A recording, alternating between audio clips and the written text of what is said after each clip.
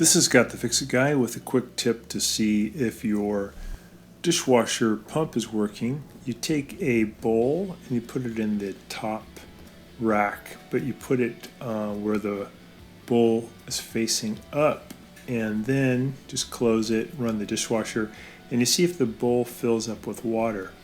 If it does fill up with water, you know that you're getting the right amount of water in your dishwasher, and you know that the pump is working well, it's circulating all the water, and you know the spray arms are clear, so all the water is getting up to the upper rack. So if you're not sure, you think that maybe the upper rack is not getting clean enough, this is a good test. You let it run for about 10 minutes, and then you open up the door, and if you notice that the bowl is full of water, then everything's working great.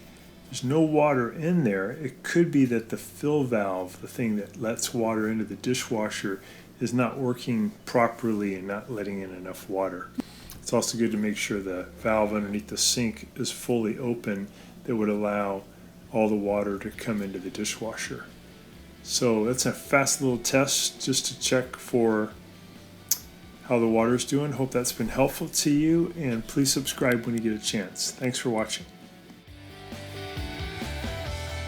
Video, and please subscribe to our channel when you get a chance, and also click the little bell notification button so we can send you weekly videos on all the different ways of fixing appliances around your home and saving you lots of money.